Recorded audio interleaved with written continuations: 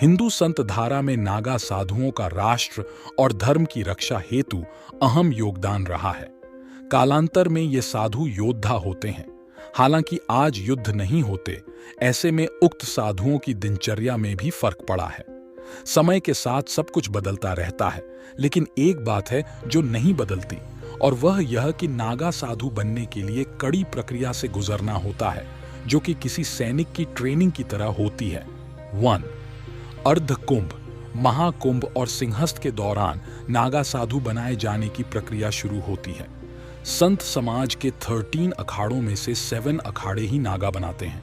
ये हैं जूना, महानिर्वाणी, निरंजनी, अटल, अग्नि, आनंद और आवाहन अखाड़ा। 2. नागा साधु बनने के लिए सर्वप्रथम ब्रह्मचर्य की दीक्षा दी जाती है। दीक्षा के बाद अखाड़े में शामिल होकर व्यक्ति 3 साल अपने गुरुओं की सेवा करता है। वहां उसे धर्म, दर्शन और कर्मकांड आदि को समझना होता है। इस परीक्षा को पास करने के बाद महापुरुष बनाने की दीक्षा प्रारंभ होती है। 3.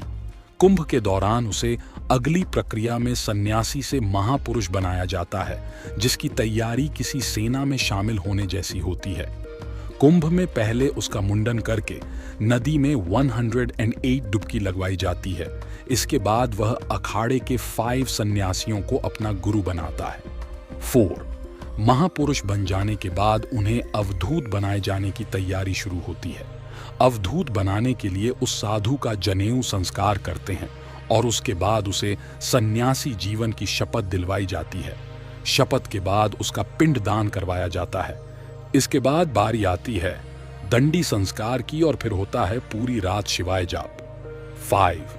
जाप करने के बाद भोर होते ही व्यक्ति को अखाड़े ले जाकर उससे विजया हवन करवाया जाता है और फिर गंगा में 108 डुबकियों का स्नान होता है। डुबकियां लगवाने के बाद अखाड़े के ध्वज के नीचे दंडी त्याग करवाया जाता है। इस संपूर्ण प्रक्रिया को बिजवान कहा जाता है। 6.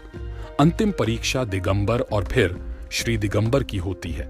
दिगंबर नागा एक लंगोटी धारण कर सकता है, लेकिन श्री दिगंबर को बिना कपड़े के रहना होता है।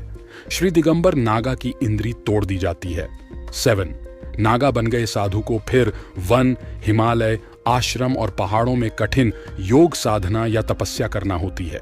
नागा बनने वाले साधुओं को भस्म, भगवा वस्त्र, चिमटा, धूनी, कमंडल और रुद्राक्ष की माला को धारण करना होता है। 8. ये नागा साधु हिमालय में 0 से भी नीचे के तापमान में नग्न रहकर जीवित रह लेते हैं।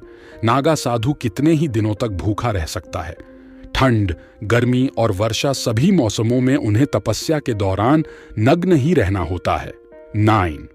नागा साधु हमेशा भूमि पर सोते हैं। नागा साधु अखाड़े के आश्रम और मंदिरों में रहते हैं। कुछ तप के लिए हिमालय या ऊंचे पहाड़ों की गुफाओं में जीवन बिताते हैं। भ्रमण के दौरान भिक्षा मांगकर अपना पेट भरते हैं। 10. नागा साधुओं के पास खुद के हथियार जैसे तलवार, त्रिशूल और भाला रहते हैं, जिन्हें उसे चलाने की शिक्षा मिलती है। जंगल में उनका सामना जंगली जानवरों से हो जाए तो वे बगैर हथियारों के भी लड़ाई लड़ना जानते हैं। मठों और मंदिरों की रक्षा के लिए नागा साधुओं ने कई कालांतरों में कई लड़ाइयां लड़ी हैं। 11. दीक्षा लेने के बाद नागा साधुओं को उनकी वरीयता के आधार पर पद भी दिए जाते हैं। कोतवाल, बड़ा कोतवाल, पुजारी, भंडारी, कोठारी, बड़ा कोठारी, महंत और सचिव उनके पद होते हैं। नागा साधु के बाद महंत, श्री महंत, जमातिया महंत, थानापति महंत, पी महंत, दिगंबर श्री, महामंडलेश्वर और आचार्य महामंडलेश्वर नामक पद होते हैं। 12. 4 आध्यात्मिक पद 1. कुटीचक, 2. बहुदक, 3. हंस और सबसे बड़ा परमहंस। नागाओं में परमहंस सर्वश्रेष्ठ माने जाते हैं। 13.